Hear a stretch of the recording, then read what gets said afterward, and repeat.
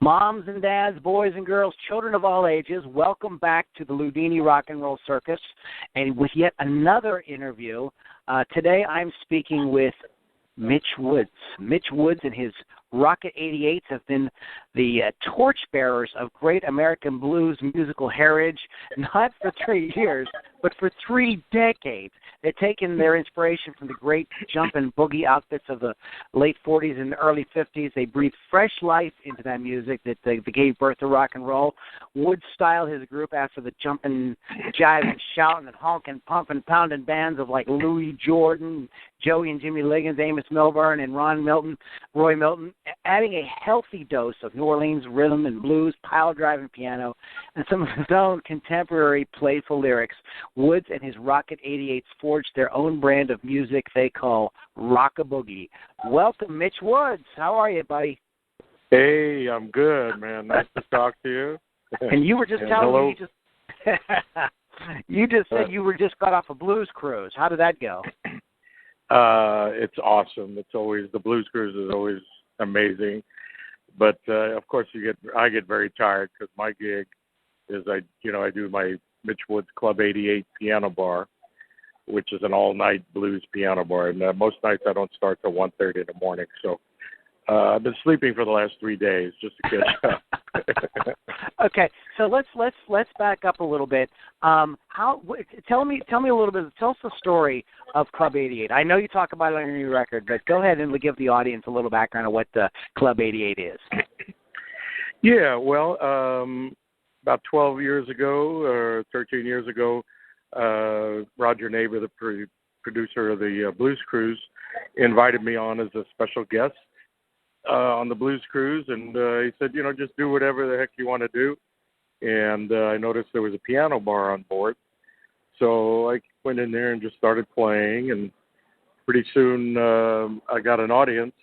People started coming in and following me, and so then late one night, I went back to bed, and about 5 in the morning, I got a phone call, get your ass down to the piano bar, you got a full crowd, and you better play. So that was kind of the genesis of it. Now we have like 4 or 5 pianists on each cruise.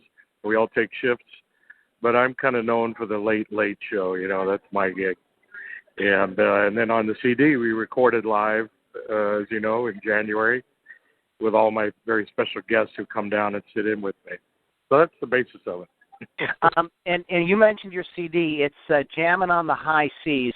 Now, it's a great. When you talk about special guests, I mean, you just sort of get the feeling of these guys coming in late at night just to hang out and maybe get up and play. Who are some of the great musicians that just popped in that ended up being on the CD?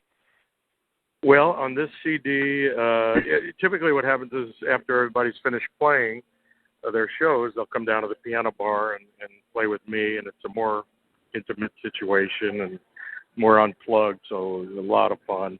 So on this one, Tommy Castro came down, and we did a couple of cuts, and then Room Full of Blues, a bunch of the horns came down, so they backed us up on quite a few of the cuts.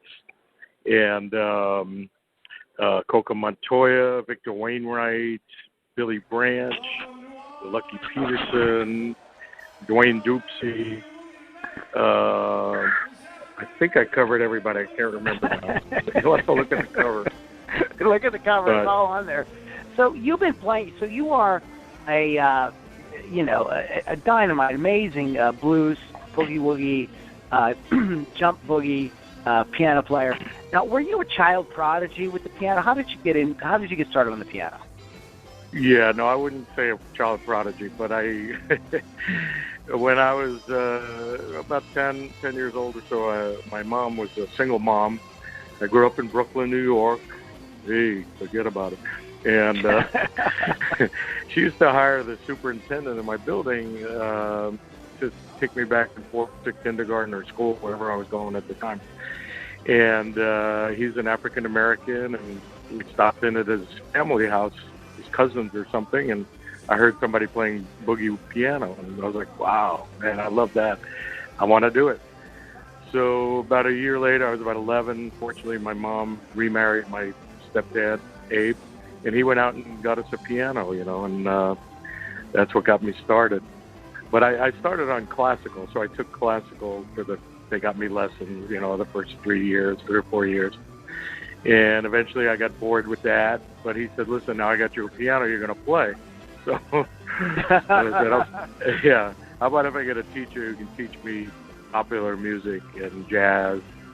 And I found somebody, and that was the beginning. That was great because it got me going. I learned to improvise and learn chords and scales, and it really, kept me inspired and let me move on. Why? So you end up sort of settling in this style, this blues, jump blues sort of style. Can you? Why do you think that was? What about that appealed to you? Well, initially it was the boogie woogie that really got to me, and boogie woogie is kind of the roots of all the jump blues, and the roots of rock and roll as well. And I would hear these people told me I sounded like the boogie woogie piano players, so I researched and I found, I said, who's that? And I went out and bought all the records I could find on there's Meadlux Lewis, Albert Hammond, Pete Johnson. Those were some of the really great boogie woogie guys from the 30s and 40s. And that eventually led me, I kept progressing with that. And then eventually when I got to California, I remember opening for Charlie Musselwhite many, many years ago. And his guitarist said, "Oh, you sound like Louis Jordan, that style." And then that led me on to that. So then I went out and bought all the Louis Jordan albums I could find, and that's when I started into more jump blues style because he was a great inspiration. Yeah. So with the piano now, in blues, there's a lot of guitar players, out there, gunslinger types, that are out there coming on the scene, fronting their own acts and everything like that. And usually the guy on the keyboard is a supporting musician. Now, how and when did you say, heck with that, I'm the guy, it's me, it's my band, I'm fronting the thing? How did you get to that? Well, I was never a side man, really. When I started professionally, I actually worked with my girlfriend was the singer, and it was Mitch Woods and his Red Hot Mama. And so I was playing piano. Yeah. And you have a knack for band names, my friend. What can I say? Hey. So she was the Red Hot Mama. She would come out in feather boas, and it was a really ballsy woman, and but we were doing Bessie Smith and Billie Holiday and all that good stuff, and then I was doing a lot of Fats Waller material, and so anyways, that kind of started it, and eventually we split off, and I had to learn to sing. I mean, there's a whole story behind that. You want me to get into that? Yeah, because you said, I was reading your bio, and you were talking about how you started to become more confident as a singer, and I think that is really important. There's just something about popular music, like if you're not singing, you're really just not going to it's rare that you rise to the same sort of position if you're just an instrumentalist versus being an instrumentalist and a vocalist. So go ahead and talk about that a little bit. Yeah. Well, you're right about that. I agree. And, I wasn't really singing at the beginning, and then actually, we wound up going to Hawaii, and we got some gigs over there, and I really loved it there. I was like, well, I don't want to come back. So I got an offer, and they said they could only afford one of us. So that was it. So she went to heck. The Red Hot Mama split, and I figured I better learn how to sing pretty quick. And I did, but that was a long time ago. That was in the late 70s, really. Yeah. So, you got to do what you got to do. But, so anyways, I really developed my own voice and piano, and it was, I could work as a solo artist. And then when I came back to the San Francisco Bay Area, I started the Rocket 88s, and that was my band. I was the front man and the piano player, basically, even then, I didn't even use a guitar. We used horns. Because I love guitar, don't get me wrong, but it always overpowers the piano and all that. And Right. to me, it's not the forefront instrument. So, the piano's out front with me and vocal. And I can tell you about that. When I got back to the Bay Area, I met John Furman, who was a sax player for David Bromberg band, and a great sax player, really a honkin tenor player. And Bromberg had retired his band. He decided he was going to become a violin maker. And so I inherited the whole David Bromberg band. So with John, we kind of put that together, yeah. And I had two horns, sax and trombone, bass, drums, all great players. And a little guitar. Just a little bit. Now, as your career progressed, you started putting out records with the Rocket 88s. You started to get some accolades. Reviewers started piping in and started comparing you, mentioning you in the same breath as a lot of your heroes. Now, what's that like? Wow. Well, I'm very glad about that. I'm incredibly glad, but I think it's taken me many, many years to get into that position. I think early on those are my mentors and everything. So I'm really thankful for that. I think the big shift that happened, I don't know if you know about my CD, the Big Easy Boogie, when I worked with the Fats Domino Band. Are you familiar with that? I read about that. I think that's in your About page on your website. Mm-hmm. Right. Well, I've been coming to New Orleans for many, many years, and I started working with a lot of the guys who play with Fats Domino, the members of his band. And I started writing songs in that style, and Fats was always a big hero of mine. Of course, Fats, Jerry Lee Lewis, Little Richard, and all the great blues players as well. So I decided I was going to make a CD, and I thought, well, who's the best band in the world I could get? I said the Fats Domino Band. And I was very fortunate. Luck kind of came my way, and I was able to put them all together. And that was a situation where I worked with guys who were really my mentors, way, way above where I was at. But they accepted me, and actually I led the band. I mean, I was the front guy in the band, and it wasn't Fats, but it was Earl Palmer on drums, who's the most recorded drummer in the world. Amazing. He was Fats' drummer, Little Richards. Herb Hardesty, who had been sax with Fats for 60 years. So that kind of really, I don't know, that was a very humbling experience. But then to come past that, I felt like I was accepted into the fold. That was like a turning point for you. Yeah, pretty much. Yeah.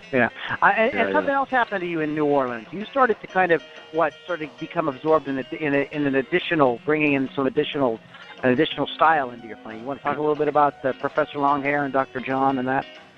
Yeah, absolutely. Well, I never got to see Longhair because I got here in '81, and he had just passed a few years before. But I loved his music, and it always became a big influence on my style. The first time I heard it, I loved it. And then I got to see James Booker. I actually got to open for James Booker when I first got here. I didn't even know who he was, but I played this club, the Maple Leaf, and the owner said, "Come on back on Monday, you can open for Booker." And I was like, okay. And then I heard, what an amazing piano player he was. So that was kind of my intro right here into New Orleans. And then over the years, Zydeco, I loved Zydeco, and I got to play with some of that. And I have a tune called Zydeco the Boogie on one of my CDs. And of course, Dr. John is he's the next in line after Professor Longhair. So I always trace it back a little further back to the roots, Yeah. But he's also amazing and big influence on my piano playing as well. So you've worked with a lot of people over the years. You got to do this amazing thing with Fats Domino's band. I mean, you 30 years with your group. I mean, that's absolutely amazing. Can you give us maybe one or two other? You mentioned the Fats Domino band thing. So what you had to have had some like really other like very powerful sort of experiences or sort of highlights that stick out. Yeah. Well, I did a CD called Keeper of the Flame quite a while ago. I think it was in '91, and I decided I wanted to do duets. I was meeting a lot of the blues greats. John Lee Hooker was a friend of mine, Johnny Johnson, James Cotton, Earl King, Lee Allen. So I thought, well, it would be nice to do duets with them all while they were still alive, Yeah. And so that was really special. John Lee Hooker was he met me, and then he took a liking to me, and I would play at his gigs, with him, and he agreed to play on my CD, and then after that he called me to play on his CD, so I'm on Boom Boom that he put out, and wow, that was a really special moment, just to become friends with all those guys, and Johnny Johnson as well, who was Chuck Berry's piano player. Right. We became good friends, and we did four-handed boogie woogies. I got two pianos in the studio. So all those guys, it's just a great blessing. And I've always, in my career, just really been fortunate to meet a lot of the blues greats. And, at my age, it's kind of like we caught the tail end of the really great bluesmen from that era. Yeah. And it's really, so there's hardly anybody left. There's BB just died, and Buddy Guy is carrying it on, and right. Not many of the old timers left anymore. So it was very, very important to my career and music. Yeah. Speaking of blues, then and now, could you give us your sort of opinion? It's just pure opinion, on the state of blues and boogie piano today. Are the new guys getting into it, or what's going on? Well, I think the festival scene is really great for blues, and I think the blues festivals are thriving, which is really great to see, and I think people love it, and it brings out a lot of varied age groups. I think the blues clubs are been having a hard time for a long time, and it's hard to get young people to come out into that situation. I do see a lot of promise with some of this last few years, actually, with some of the young blues talent, Jerika Singleton, and some of the younger guys that are Mr. Sip coming out of the South and different places, and that's really encouraging. So you always want to see young bloods come in and keep the music alive. As far as boogie piano, it's really there's not many people doing it. Yeah, I could name them all, but people love it when they hear it, and it's big in Europe. I'll say that there's a lot of boogie woogie festivals that I play, and it's well loved in Europe. So I hope that could translate more to the U.S. as well. Right. Well, thanks for talking a little bit about that. I didn't want to put you on the spot or have you going comfortable about it. So I appreciate you getting it, because I don't hear a lot of boogie piano either, and so I was just thinking, that maybe I just don't travel in those circles, and it's a beautiful art form, and let's hope that we can, some younger folks can get inspired and get out there and carry on.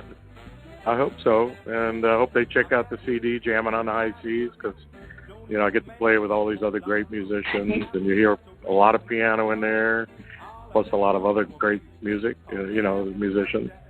It's a great record. I really enjoy it. It's a lot of fun. You were talking about. I wanted to ask you something specifically about that record, real quick, because you're talking about Zydeco, and you guys do jambalaya. Right. Are you playing accordion on that? Or are you playing? Because I wasn't sure if No. You pick up an accordion once in a while. I tried it, but it's not my instrument. But that was a guy named Dwayne Dupsey, who comes out of Louisiana, who's really great, plays great Zydeco accordion, and but I'm friends with a lot of those. Buckwheat Zydeco was just on the cruise with us, and Terrence Simeon came and sat in with me. So I really have a love for that music as well, and it all feeds into the rhythm and blues and the music that I love. Dab Benoit and I play quite a bit together as well. Yeah. Cool. And I know I pardon if this is blasphemy.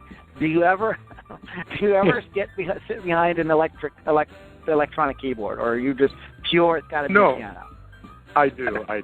I mean, it's the reality is I play most electric piano because most gigs don't have a real piano, Yeah. But I don't mind. They've gotten really good, and I use actually a Casio Privia.